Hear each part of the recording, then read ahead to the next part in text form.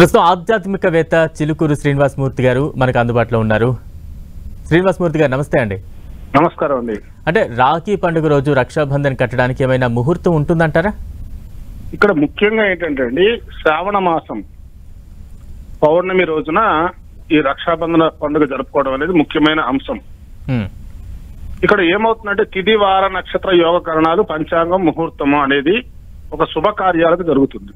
Okay.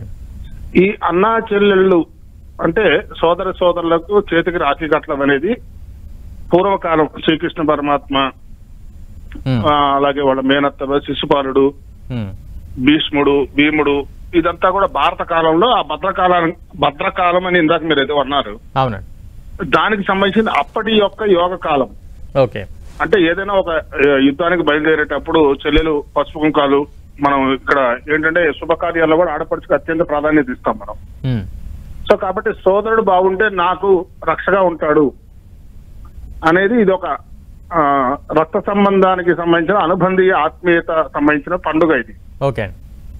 కాబట్టి ఈ రక్షాబంధనం కట్టడానికి అనేక యోగాలు ఉన్నాయి. ఇప్పుడు సర్వార్థ సిద్ధి యోగం అని ఉంది, శోభన యోగం అని ఉంది, రవి యోగం అని ఉన్నాయి. ఇలాంటివన్నీ కూడా మనకు ఉంటాయి. ఈ రోజు కాలంలో ఏంటంటే ఏదో ఒకటి వైరల్ చేయాలని ఆ భద్రకాలంలో కట్టకూడదు అనేది మాత్రం అది అవివేకమే. ఓకే. ఎందుకోసం అంటే పౌర్ణమి వేళ సోదరులకు రాఖీ కట్టడం అనేది శుభ సమయం.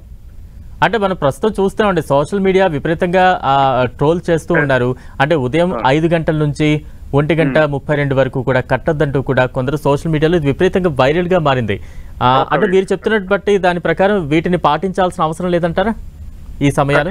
ఖచ్చితంగా. ఎందుకంటే మామూలుగా శ్రావణ మాసంలో శుక్లపక్షంలో పౌర్ణమి వస్తుంది. ఈ పౌర్ణమి ముందు వరలక్ష్మి వ్రతం చేసుకోవడం, అలాగే ఈ ఇప్పుడు మీరు అన్నట్టుగా ఈ సమయం ఏంటంటే 3:04 పౌర్ణమి గడియలు ప్రారంభమయ్యాయి. రేపు రాత్రి 11:55 వరకు ఈ పౌర్ణమి గడియలు ఉన్నాయి. ఓకేనండి. కాబట్టి ఈ సమయం నుంచి ఆ సమయంలో ఎప్పుడైనా వీళ్ళు కట్టచ్చు సోదరులకు. అది మధ్యాహ్నం 1:30 నుంచి రాత్రి 9 వరకు శుభ సమయం అంటే మొత్తం శుభ సమయమే. అసలు పౌర్ణమి అంటేనే శుభ సమయం. ఓకే. కాబట్టి ఇవన్నీ కూడా ఏంటంటే మనం సశాస్త్రీయంగా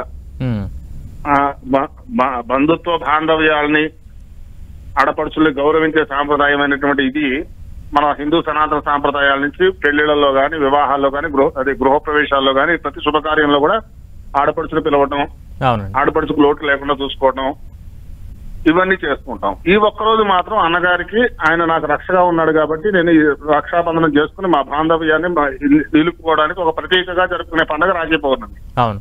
అంటే శ్రీనివాసమూర్తి గారు, ఇటువంటి సోషల్ మీడియా ఇప్పుడు ఎక్కువగా సర్కిల్ అవుతూ ఉంది. ఇందులో ఇటువంటి కథనాలు చూసిన తర్వాత కొంత ఆందోళన అయితే ఖచ్చితంగా ప్రతి ఒక్కరిలో ఉంటుంది. ఏడాదికి ఒకసారి మనం కడుతూ ఉంటాం.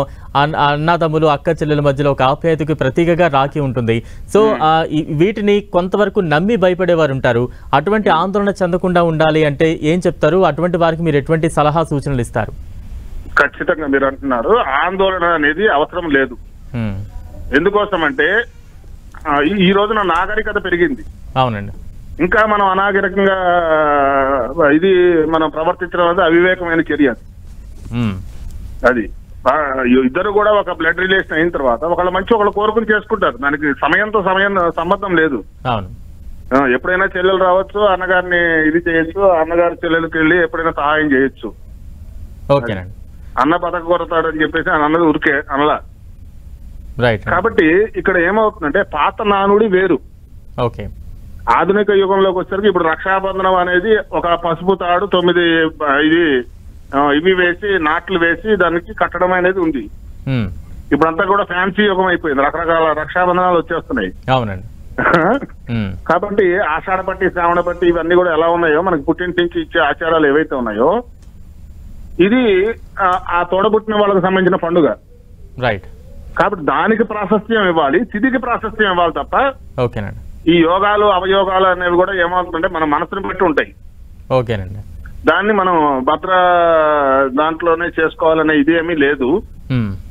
సో కాబట్టి దాని గురించి అంత అపోహలకు గురి అవ్వాల్సిన అవసరం లేదు. అందరూ కూడా పండుగ శుభ్రంగా సంతోషంగా అది సోదరీమణులు ఎవరైతే ఉన్నారో సోదరులందరికీ కూడా రాఖీ కట్టడం వాళ్ళు ఇచ్చినది అది. ధన్యవాదాలు శ్రీనివాసమూర్తి గారు మాకు అందుబాటులోకి వచ్చినందుకు. శుభం.